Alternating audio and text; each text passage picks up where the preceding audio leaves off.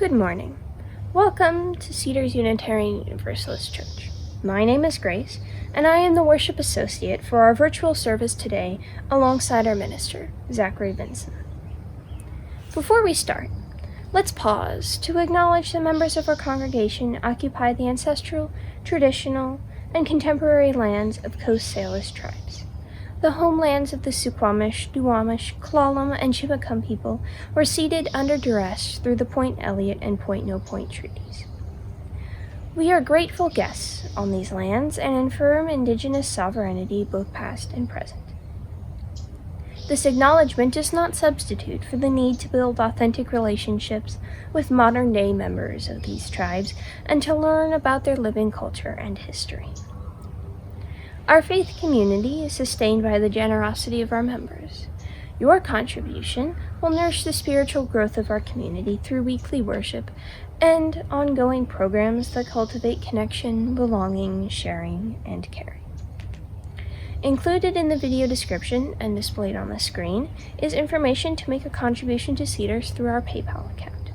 Please take time, either now or later in the service, to make a contribution to help sustain Cedars. Your gifts are greatly appreciated. Cedars is committed to being a welcoming and inclusive community. In all the beauties of languages, cultures, and skin tones that come together in your uniqueness, we welcome you. In all the ways you experience and express gender, and in the beauty of whom you love and how you love, we welcome you. With all the religious and ethical traditions that inform your spiritual life, we welcome you. You are invited to join us today and always with an open mind, a loving heart, and willing hands. I must admit that I had quite a hard time writing this reflection. I've not lived on the earth for very long at all, and I felt that I had little connection to the experience of life-altering choices. Yet I came to realize that from the first moments that we take a degree of control over our lives, we are making decisions, controlling our fate. One choice can transform us, change our lives forever, whether we are aware of it or not. There's a story in the Bible about one man named Saul, who, when traveling on the road to Damascus to persecute Christians, experiences a moment of transformation that changes him. He becomes Paul, one of Christianity's most devoted followers. In Buddhism, it is said that the Buddha was once the Prince Siddhartha, who, after trying to find the source of suffering, sat wearily under a Bodhi tree and fell asleep. He awoke enlightened as the Buddha. In those two stories, one choice transforms each man. What would have happened if Saul had never started on the road to Damascus? What would have happened if Siddhartha never sat under the Bodhi tree? Have you ever wondered what would have happened if you had chosen differently in a particular moment? I cannot claim to have had any moments of extraordinary enlightenment or change in my life, but there have been choices that have defined me. As I've spoken of in the past, I had to wear a brace for scoliosis for 3.5 years, and everything has ended quite well. I chose to be good about wearing my brace. I never took it off without necessity. I could have avoided wearing it, but I didn't. I made a choice. That choice defined my future. If I had chosen differently, I would probably have metal rods in my back now. Another choice that changed the course of my life was that of my parents. When we moved away from Bainbridge, we always had the goal of moving back. We just didn't know when. I wished to graduate from my school that I attended in Philadelphia before we moved back, but my parents deemed that the time was right and we were finally able to return. While I do have some regrets in regard to their choice, I do still think it was the right one. I recently also had to make another important choice: which high school to attend in the fall. The process was long, but I hope I have given myself the best opportunity, and if it doesn't work, so be it. There are choices we all have to make in life, but each time we choose, we can be sure that there is a reason we chose how we did.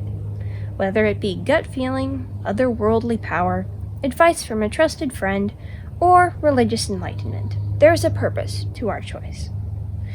So I dedicate the lighting of this chalice to whatever force, spiritual or not, that has guided the members of our congregation in their decisions.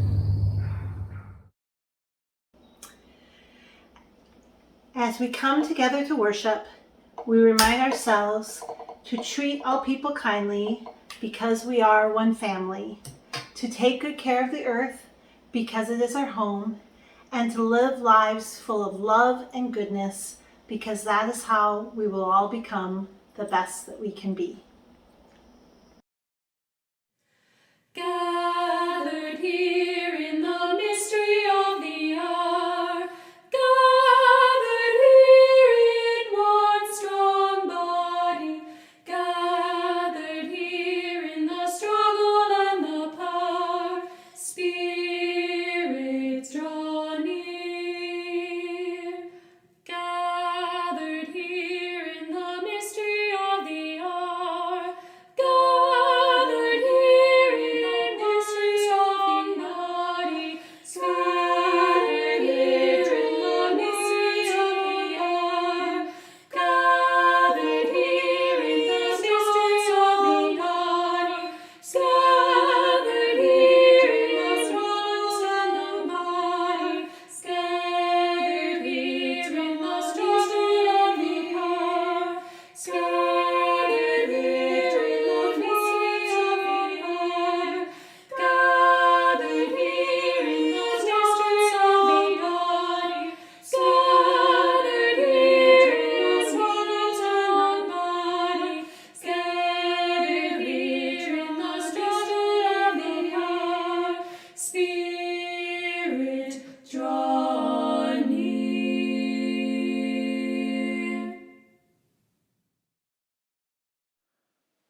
I want to invite us into our space of worship with a story from the book of Acts.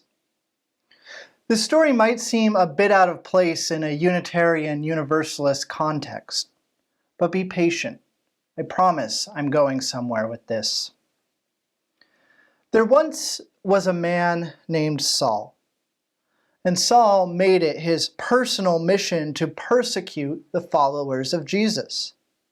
Saul hated these people, so much so that he went to the authorities where he lived in Jerusalem and asked them for permission to travel to the city of Damascus and find the followers of Jesus who were hiding there. And then, having found them, to bring them back to the city of Jerusalem to be persecuted. The authorities agreed, and so Saul set out on the road to Damascus. After some time, Saul approached the city of Damascus, and suddenly a bright light shone around him as if it was coming from heaven. It looked to him like he had been enveloped by the sun. He fell to the ground, and in that moment heard a voice speaking to him. It said, "Saul, Saul, why are you persecuting me?" Hearing the voice, Saul responded, "Who are you?" And the voice said, "I am Jesus, whose followers you are persecuting." Trembling and astonished, Saul asked, "What do you want from me?" And then Jesus said to him, "Arise and go into the city, and you will be told what you must do once you're there." Then Saul rose from the ground. He opened his eyes and yet saw nothing. For the next 3 days, Saul had remained without his sight. At the same time as all of this was happening, as Saul was entering the city of Damascus, there was another man in the city of Damascus named Ananias. Ananias was one of these followers of Jesus who Saul had come to persecute. And Ananias had a similar vision. Only in the vision Ananias had, the voice of Jesus spoke to him and told him to go and find the man named Saul and pray with him. Ananias was skeptical. He had heard of Saul's reputation for persecuting the followers of Jesus, and yet, despite his skepticism, he did as he was asked. Ananias entered the house where Saul was staying, resting, hoping to recover his sight. And when Ananias saw him, he laid his hands on Saul and said, "Brother Saul, Jesus, who appeared to you on the road as you came, has sent me that you may receive your sight and be filled with the Holy Spirit." Immediately Saul's vision was restored, and he arose and was baptized and made a follower of Jesus. Here ends the story. May it serve as a reminder of the possibility of and power in transformation and change. May this be the reminder that we take with us as we come into this space of worship. Come, let us worship together.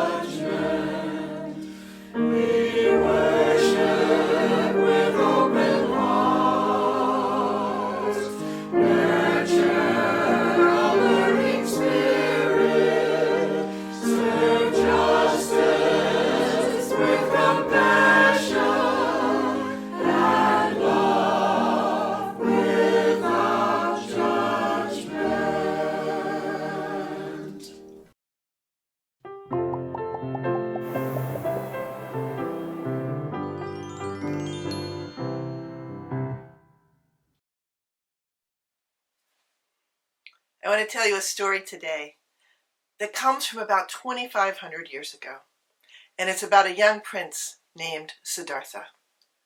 It's also, I think, about his chariot driver, Channa, but I'll leave that for you to decide. Now, Siddhartha was born to a great king, and before Siddhartha, we'll call him Sid in this story, before he was born, his father, the king, consulted with 8 different truth-tellers to find out what his son would become. And 7 of the 8 truth-tellers said that Siddhartha would either be a great king or a great wise man. But the 8th truth-teller said that Siddhartha would definitely become a wise man. Now, the king did not want this to happen. He wanted his son to grow up and become a king just like him. So to make this happen, the king decided that Siddhartha would never see pain and suffering. And so Siddhartha grew up in a palace, surrounded by earthly luxuries and all the best things in life. And that is how he lived until he was a young man.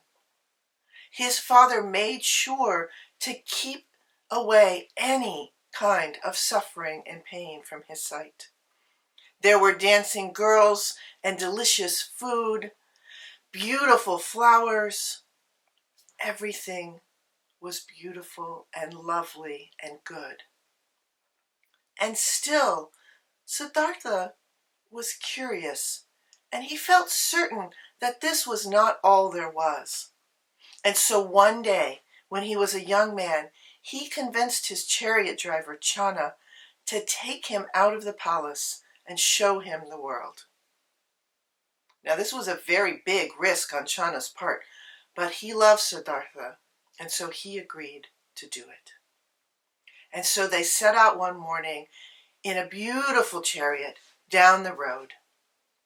And they went for a while, and then as Siddhartha was looking at the chariot, he saw an old man, like really old, like wrinkles on wrinkles on wrinkles, sitting on the side of the road. And he said, "Channa, stop the chariot." And Channa did. Siddhartha had never seen anything like this, and he had many questions for Channa. And Channa said, This is what happens to all people. We grow old. Siddhartha took this in, and he began to wonder, and he began to worry and think about the people as they grew and grew older and older. And they went on their ride.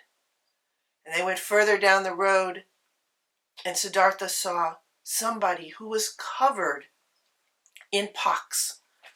And he said, "Channa, stop the chariot." And Channa did. And Siddhartha didn't want to be rude, so he didn't point, but he said, "What is wrong with that person?" And Channa said, "That person has a disease, an illness. This is something that often happens. All people struggle with disease and illness. It is a suffering that many, many people endure." Siddhartha had no idea, and he took this into his heart, and he was troubled. And they carried on.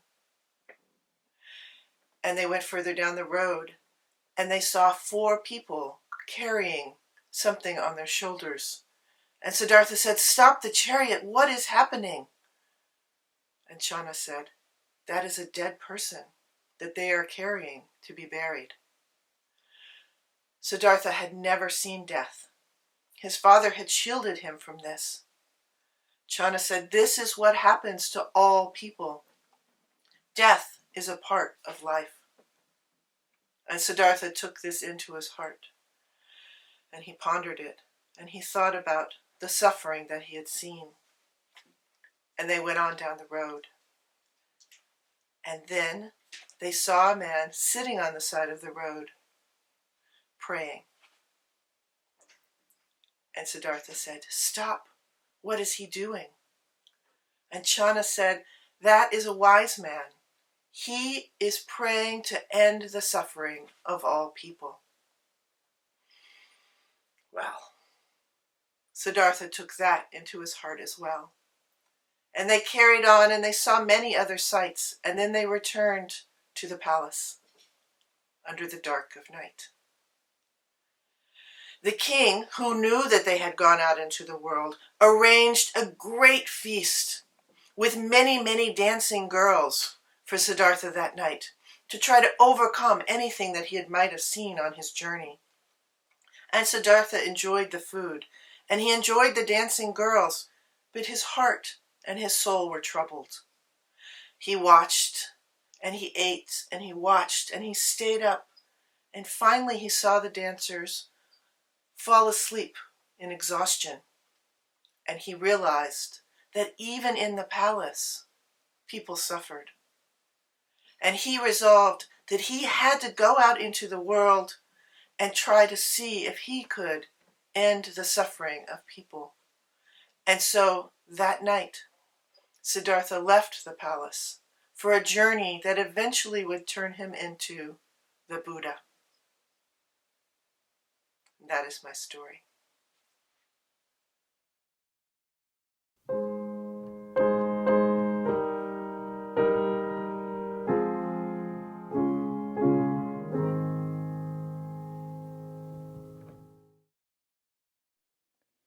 I want to invite us into a spirit of prayer and reflection with these words written by my colleague, Reverend Krista Tavis.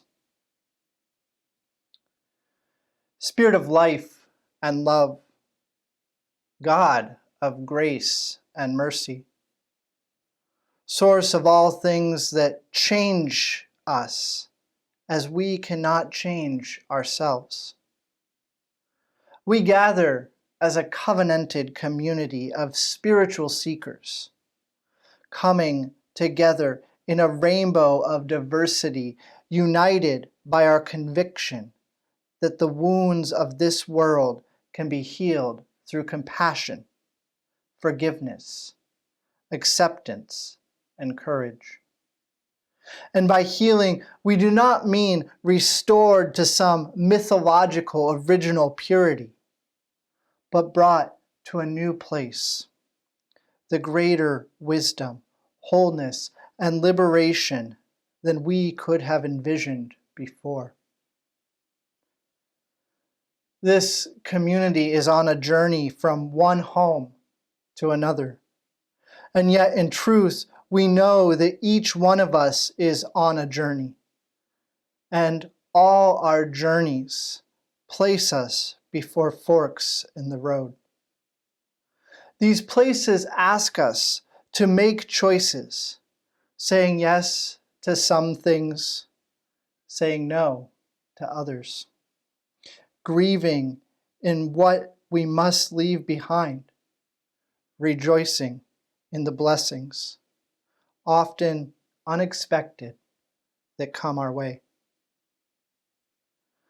In these journeys, some will choose to walk with us, and some will choose another path. Some will pause for a while, withdrawing into their own places of transformation where we cannot follow. Some of these partings happen gently and lovingly, others with judgment and disappointment.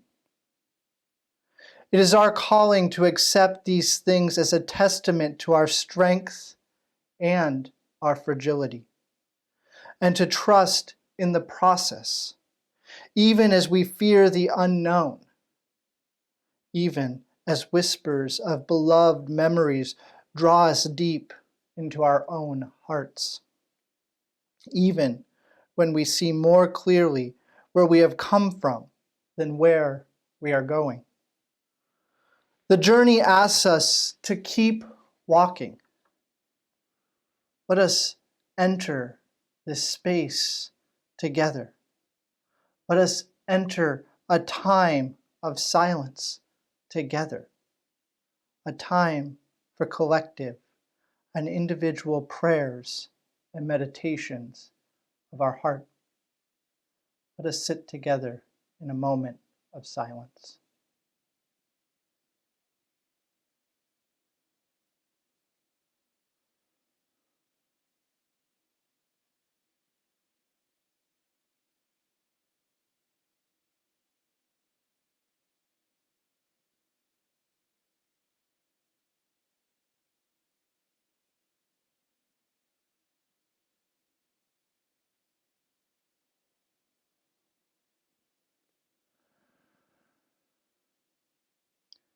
Spirit of life, we ask for patience.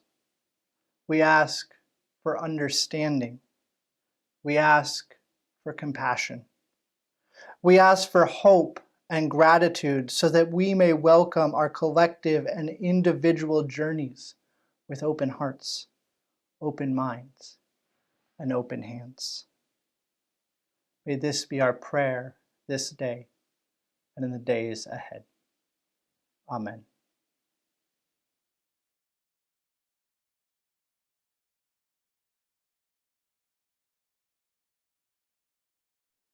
To see our world in a grain of sand, and a heaven in a wildflower, hold infinity in the palm of your hand, and eternity in an hour.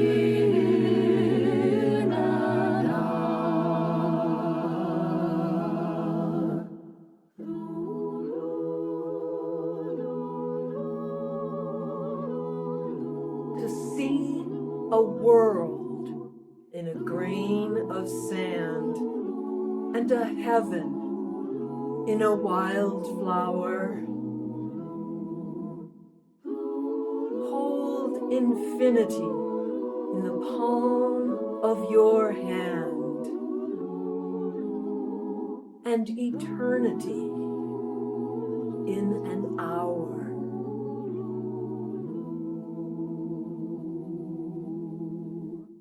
To see our world in a grain of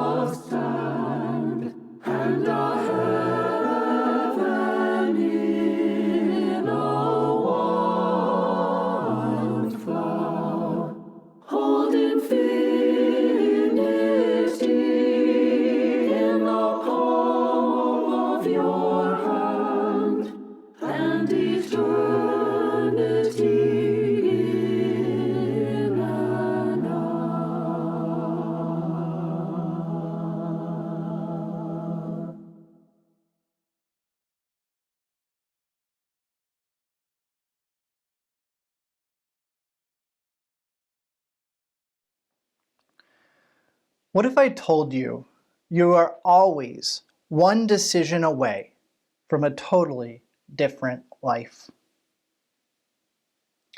Let me say that again. You are always one decision away from a totally different life. One more time. And this time, begin to think about those decisions and how they might lead us on different paths. You are always one decision away from a totally different life. This quote, this reminder comes from an anonymous source, but has been mulling around in my head for some time now, a few years. It pops up occasionally. In the last few weeks, I've felt it bubble to the surface of my conscious mind as I'm thinking about what the next few months might look like for myself and for us as a community. There's a permissive possibility in this phrase. It leaves me feeling kind of hopeful, feeling that transformation is not only possible, but is happening and moving us towards something better, that it is unfolding and transforming the world. And then at times I pause and I look around at the world and I find myself wondering if there is any truth to this line of thinking. Perhaps I'm just being overly optimistic. Or maybe even just delusional. Or perhaps I misunderstand the meaning of things and am just a little confused about where life is taking us. After all, how can I say that things are improving when we hear about all of the nightmarish situations that continue to unfold in the world and our country and even locally in our communities? A world where people are allowed to go without shelter, food, medical attention, while others live without clean water or education. Violence and neglect present within our communities. A constant stream of situations advancing that run counter to our Unitarian Universalist principles. And yet, despite all of this, I can't but believe the arc of the universe is bending toward justice, even if that bending only happens with a little bit of pulling and tugging from people like us. That somehow, through the decisions we make, we play a role in co-creating a new reality, our present reality, our future. I want you to hold this line of thought in your head for a while. Just let it sit there. We'll come back to it. First, I want to turn back to that story about Saul from the book of Acts that I offered in our call to worship and unpack this story a little bit for all of us. Somewhere, a long, long time ago, but somewhere on the road to Damascus, Saul found himself confronted and transformed. The moment of transformation transpired when a bright light enveloped Saul, and the voice of Jesus spoke to him, asking, "Why do you persecute me?" This was a legitimate question to ask of Saul. He was a known persecutor of this new religious sect that was coming into being that would eventually become Christianity. This is attested to when Saul goes to the leaders in Jerusalem and asks them for a letter authorizing him to go to Damascus and find any followers of Jesus, to bind them and bring them back to Jerusalem to be persecuted. Even before Saul requested this letter and sought to scatter these believers, driving them abroad into diaspora, he was known for his dislike of this religious movement. And as luck would have it, this dislike actually only helped to spread the new Christian faith. The persecuted people set out, and as they set out along the roads, they preached and spread the message, dispersing the teachings of Jesus as they traveled. This was why Saul needed to go to Damascus in the first place. These people had already been driven from Jerusalem. And in this sect, before their teachings, and end this sect before their teachings took root. That's why he needed to go to Damascus, was to put an end to this. But on the road, when the light descended and the voice of Jesus spoke to him, something changed. When the light finally faded, Saul was left without his sight. Eventually, when he regained it, he was no longer Saul. Now he was known as Paul. He was changed. Paul became a fierce force for propagating Christianity, carrying the seeds of this movement throughout the ancient world, planting a vast network of churches and collecting alms and helping to care for the poor and widowed within the communities that he helped to foster. Now, I do want you to know that I don't agree with much of what Paul did or said. He's a misogynist. And he spends quite a bit more time talking about circumcision than I'm really comfortable talking about with all of you. But putting that aside, there's something about Saul's story, or Paul's story, that I'm much more interested in. I'm not interested in the circumcision or misogyny.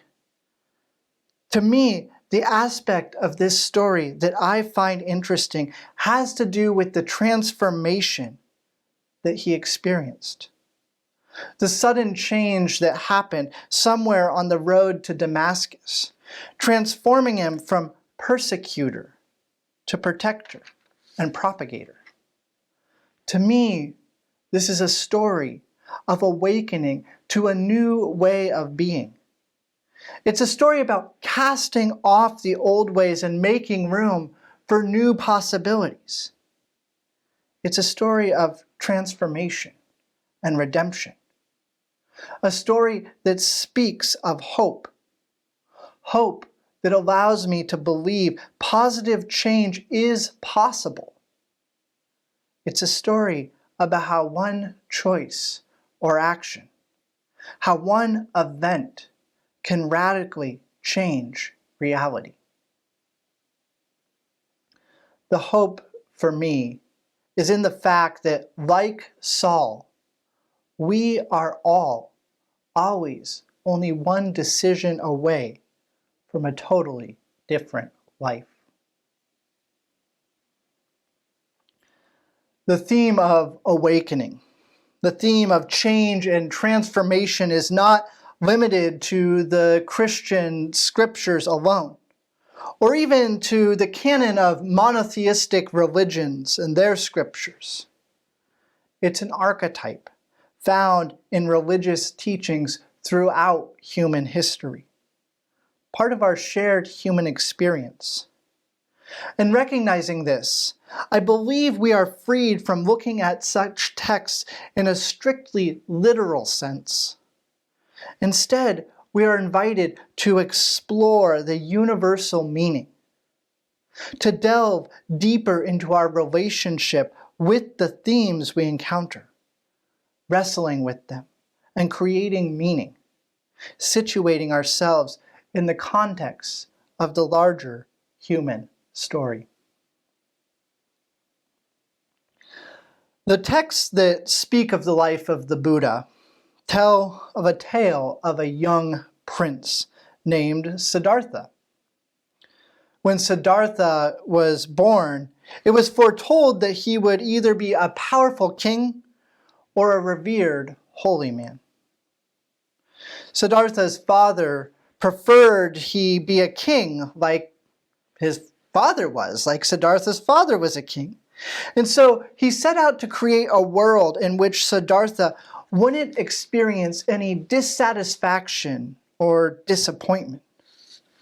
The father thought that if he sheltered his son from the world, he would never seek after the spiritual aspirations born out of the fullness of human experience. But despite all attempts to shelter Siddhartha, the young prince still came to an understanding of profound human suffering. In a series of events known as the Four Passing Sights, Siddhartha bore witness to a sick person, an old person, a corpse, and a holy man who had dedicated his life to discovering the cause of suffering. In seeing these four passing sights, Siddhartha was changed.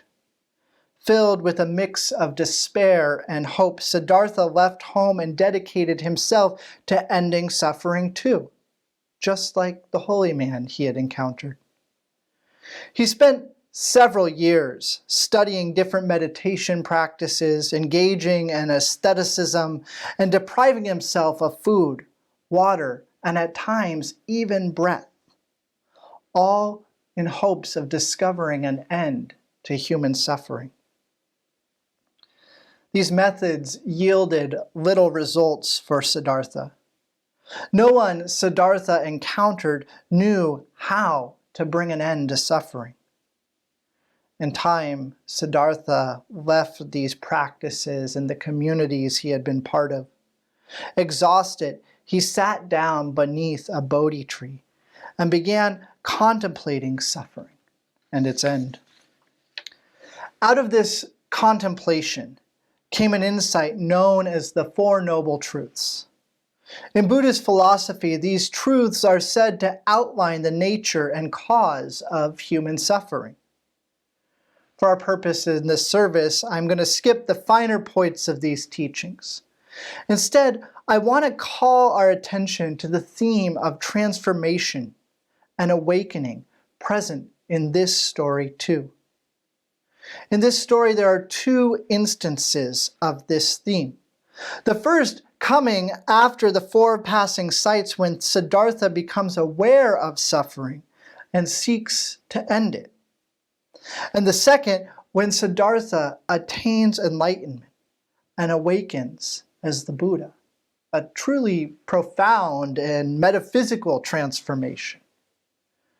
In both situations, a choice was made that shaped Siddhartha's path, catapulting him from his life as a young sheltered prince into his new manifestation as the awakened one, or the Buddha. In both stories that we have considered, the story of Paul and that of the Buddha, I am less concerned with the literal. I'm not worried about the dogmatic implications put forth by these teachings.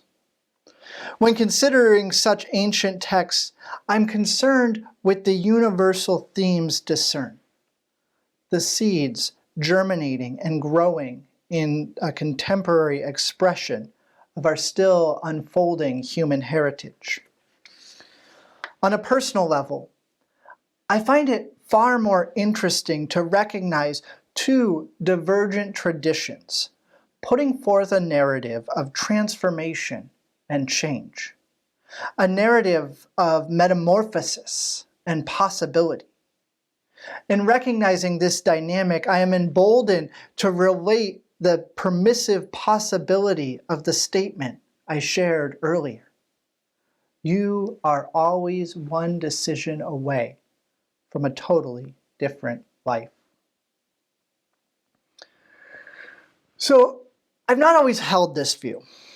A few years back, I'd have been concerned with the specifics of these stories, missing perhaps the transformation that took place in them. I'd have gotten bogged down in the literal and factual details, getting lost in my own analysis of what this text truly meant. But that's changed some over the past years.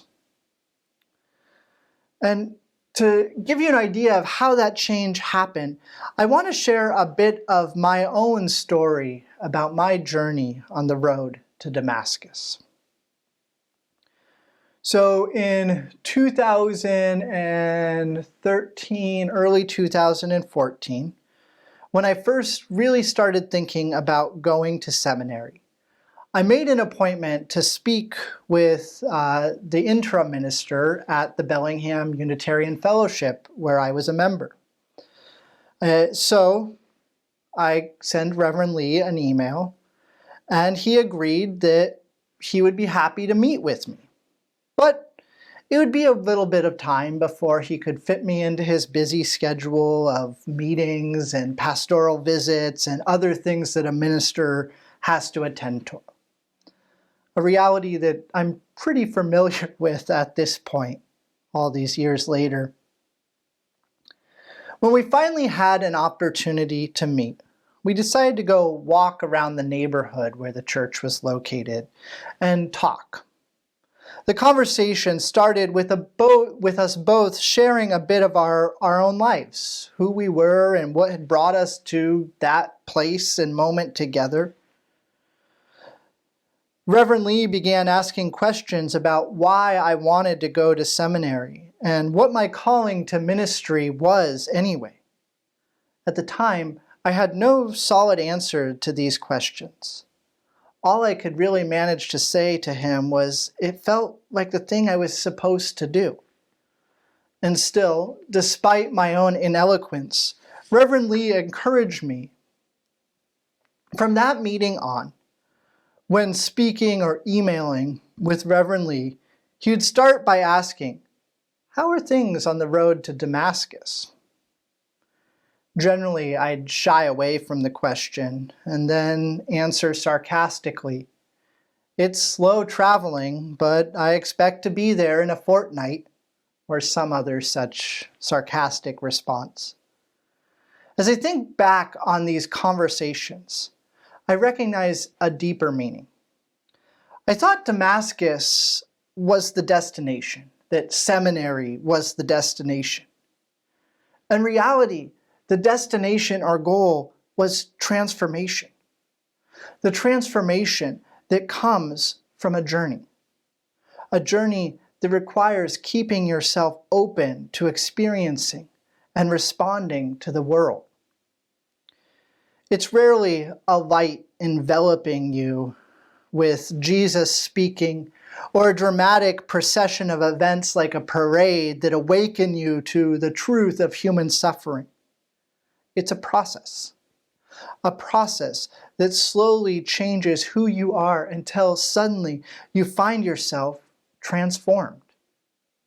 And it's my belief that how we engage in this process not only shapes who we are in the moment, but also who we are becoming. This was a view that I came to hold when I recognized this dynamic at play in my own life. I was still in bed, sleeping when it happened. Elliot had already gotten up and left for work that morning. Suddenly, a voice of a woman said, "I baptize you in the name of the Holy Spirit." And I woke up. I shot up in bed. I could feel my heart racing. Confusion ran through me. What's going on, I thought. I opened my eyes, but found this tiny studio apartment I lived in empty. I tried to ignore the experience. I was just having a dream, I don't have visions. I don't hear disembodied voices waking me up. But still, something about this experience stuck with me. I couldn't deny that it happened. I kept thinking, maybe it's stress. This seems like the sort of thing that stress would cause. After all, I was feeling nervous about an upcoming preaching engagement that I had at a Baptist church in Richmond, California. I shared the sermon with all of you this last Easter, and how I had been asked to come and take part in a Holy Week revival. And that this experience had me feeling a little bit anxious and completely out of my element. Maybe that's what caused this language of baptism and the Holy Spirit to come into my consciousness in those early hours of the morning. Whatever caused that reality is, whatever caused this, the reality is that something inside of me had changed. Honestly, something had been changing for some time, but it was that morning I realized that the transformation had occurred. It's like when a dam breaks, or how I imagine when a dam breaks. The water builds up behind the reservoir until the structure can bear the weight no more, and bursts, sending a surge of water to wash away all the barriers that once stood in the way. I didn't realize that's what I signed up for when I entered seminary. I thought I'd get to Damascus and find it to be like all the other schools that I had attended up until that point. But the reality is that this journey changed me. It opened me to the suffering of those in the world and the need for people to respond to that suffering. People like you and I. Realizing this, I found myself like Saul, setting out to do one thing, but suddenly changing course. Like Siddhartha, I found myself moved by the realities of the world and compelled to respond to the circumstances. As Unitarian Universalists, when we talk about social justice, we're talking about transformation. We're talking about awakening to new ways of being and raising the level of awareness on important issues in the world. Engaging in such a process takes a certain willingness to endure discomfort. It requires us to stretch our understanding and admit that at times we can't know, or even that we are or were wrong. It requires that we not reject an idea in its entirety just because we disagree with part of it. It'd be easy to reject the story of Saul in its entirety. Instead, we need to be willing to find that common ground, or the thread that runs through things, engaging in a larger conversation aimed at change. We can't keep talking past each other forever. Instead, we need to learn to speak in terms that emphasize the things that we do hold in common. We can't keep hyper-focusing on things we disagree about. The world has enough division without us doing this. When we learn to find that thread, to find those commonalities, when we learn to honor our differences and still come together, it's then that I believe we achieve our potential. This is the work of what some call the Church Universal, the work of Unitarian Universalism, to transform the world through engaging with it, working to steer it towards justice, to tug at the moral arc of the universe and bend it in the direction of justice.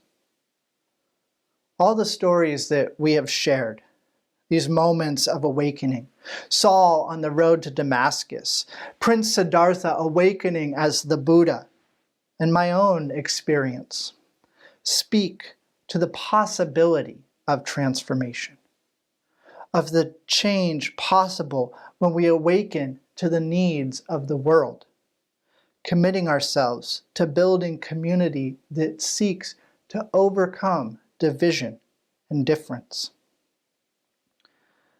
This message is one that I choose to believe in, letting it give shape to the forces that help to manifest my present understanding and reality.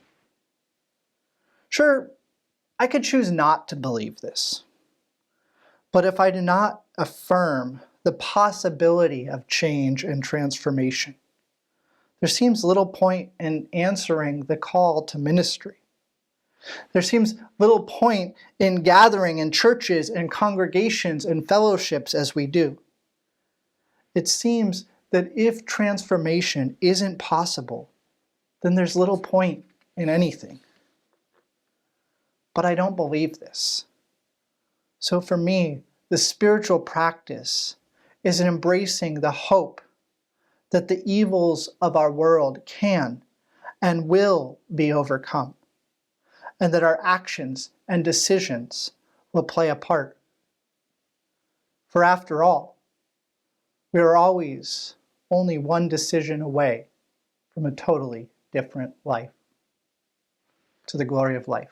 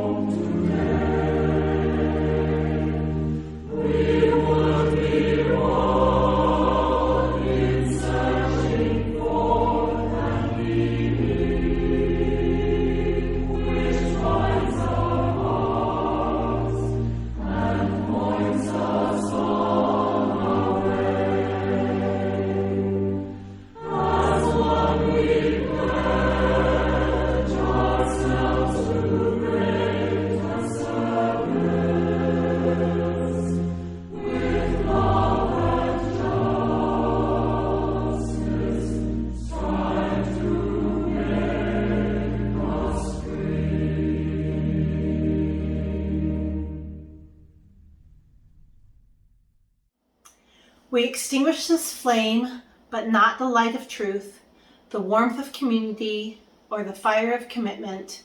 These we carry in our hearts until we are together again.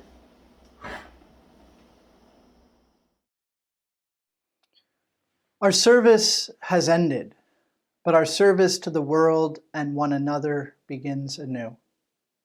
May this time inspire us to seek to be a force of change and transformation in the world, and in the process remain open to being changed and transformed as well. May it be so.